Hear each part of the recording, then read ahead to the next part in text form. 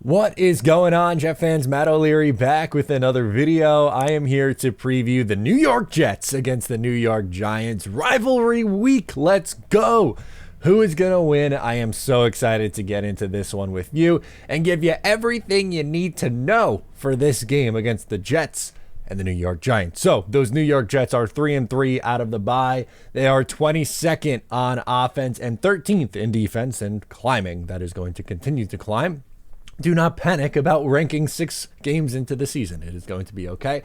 As for the New York Giants, first their record 2-5, 32nd on offense, 23rd on defense. So, to me, the biggest storyline in this game, outside of it's the Jets versus the Giants. But who is going to be the starting quarterback for the New York Giants? Now, that seems like it's still up in the air, but if I had to guess, I think it's going to be Tyrod Taylor. So, that's really, I guess, where we'll start. The differences between Daniel Jones and Tyrod Taylor. And this is not trolling, 100% me being honest.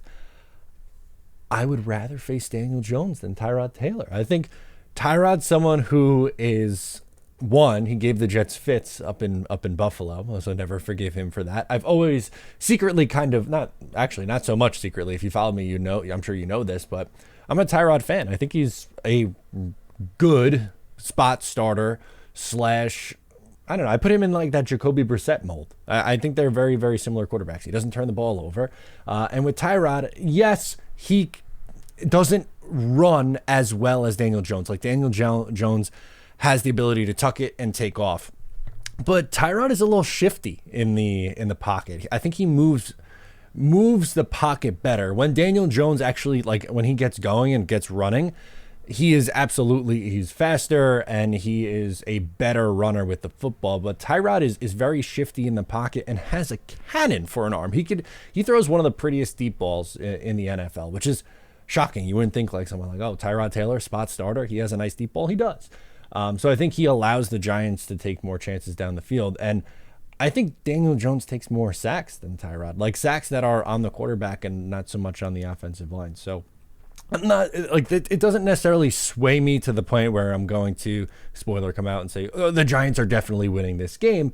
But if I had my preference, honestly, I think I would rather go against Daniel Jones. And even though he's a $40 million quarterback, that sounds crazy that I'd rather face Daniel. But I don't know. I think Tyrod is, the offenses looked a little bit better, not crazy better. They still put up only 9 and 14 points the last 2 weeks, but they've been functioning a little bit more and been in 2 really tight games and played overall just better football the last 2 weeks. So that's kind of what I wanted to get into next is, I hear this a lot from Giants fans, and I get it because he's a great player, but that Saquon is the big difference maker, and the offense stunk when Saquon was out, and if Daniel Jones was back right now, the offense would be, even better than what it is now, which it really isn't all that great. Again, 9 and 14 points. But in the games that Saquon played this year, the Giants scored 0, 31 against Arizona. But, as we know, that was the second half crazy comeback. And then 9 against Buffalo and 14 against Washington. So even still, like, I understand that Saquon allows them to do a little bit more. And that is someone that, like, if you're on the Jets defense, you have to be circling Saquon Barkley. I think he's going to be a big, big factor in this game. I don't know if it's to the point where they're going to be able to put up, this big offensive showcase, which is something they really haven't done outside of the Arizona game against this Jets defense. And I get it. And Saquon, that's not to discredit what Saquon can do to an offense. Again, I completely understand it, but I don't know if it's going to be enough to swing things back in their favor, especially too with the question marks on the offensive line. Andrew Thomas and Evan Neal are limited this week. They didn't play last week. Maybe that's an improvement because if Evan Neal didn't play. But Justin Pugh, who they picked up and put in at off the couch and then ended up having to play left tackle, he gave up a ton of pressures this past week, which I think is a really tough matchup for them for this Jets defensive line. But anyway, I want to change gears a little bit because two things with the Jets on the offensive side of the ball before we get into stat predictions and score predictions and things like that.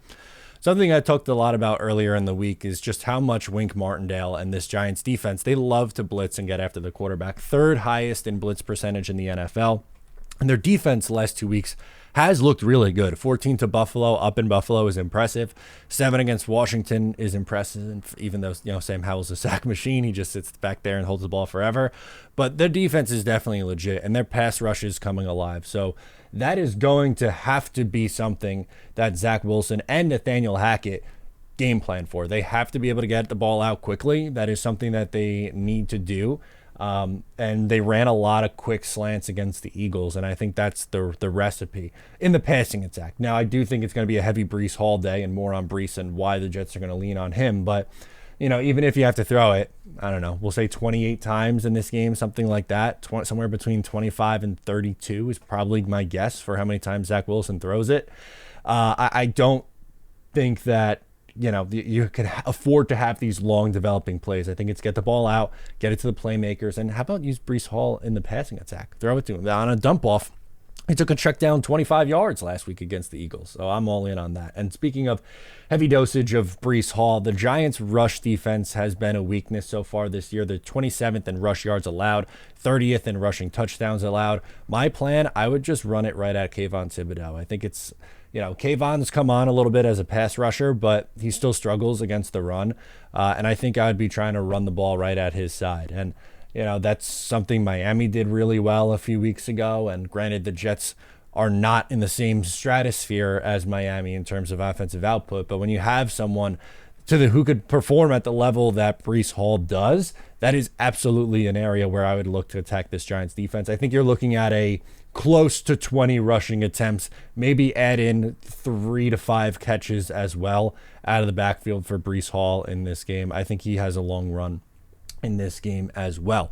Final question for the New York Jets before we get into stat predictions and score predictions is, will Sauce Gardner and DJ Reed be back? Good news, Sauce Gardner was outside practicing with the team. Both Sauce and DJ Reed practiced, so that is a really good sign. And obviously they have to practice before they can get cleared from concussion protocol. Robert Saleh said yesterday that they're probably going to take it right up until game day, which is understandable. But if I was a betting man, which I am, I would bet that they do play in this game. I think they are back, and I think they will play. Unsure. I will say I would be surprised if Joe Tippmann plays, but more on Joe Tippmann and if he'll be good to go later on today. So let's get into those stat line predictions. We always go stat lines for the quarterback first.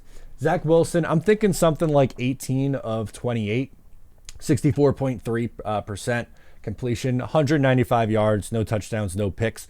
A similar but slightly improved version of him that we saw against the Eagles. He put up, a similar kind of stat line, no touchdowns, no picks. Completion percentage was a little bit lower and yards was a touch lower, but I think he has a similar game. He's going to manage the game. We know that, he doesn't throw a lot of touchdowns. He's significantly cut down the turnover-worthy plays, which is awesome. The next step is for him to get the ball into the end zone, throwing it. I don't think this is the week for that for him, but I hope he does. I hope he goes out there and throws for 2 touchdowns. I don't see this one as a high-scoring game, and I think it's a Breece Hall day. Speaking of Breece Hall, 19 carries, 142 yards, and a touchdown. Add in about, we'll call it 4 catches for 40 yards also in this game.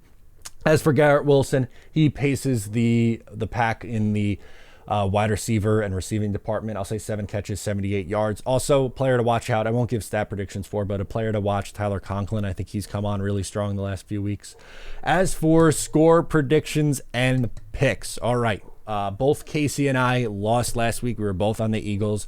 This week, I am taking the Jets -3. I am 2-4 against the spread picking the Jets, which is weird because I've been pretty good other than just straight everyone else I've been much better picking against. But I'm 2-4. I'm going to take the Jets -3. I think the Jets win this game 19-13. Again, a lower scoring game. The Giants' defense has come alive. They've done a really nice job. The Jets defense, they're kind of, they're creating turnovers and they're allowing teams to bend but don't break. But I think you have to show some respect for the Giants for playing much better football the last couple weeks. They're going to be up for this game, but I think the Jets are going to be up for this game as well, and they win a tight, low-scoring game, a one-score game, 19-13. Let's see who Casey likes this week.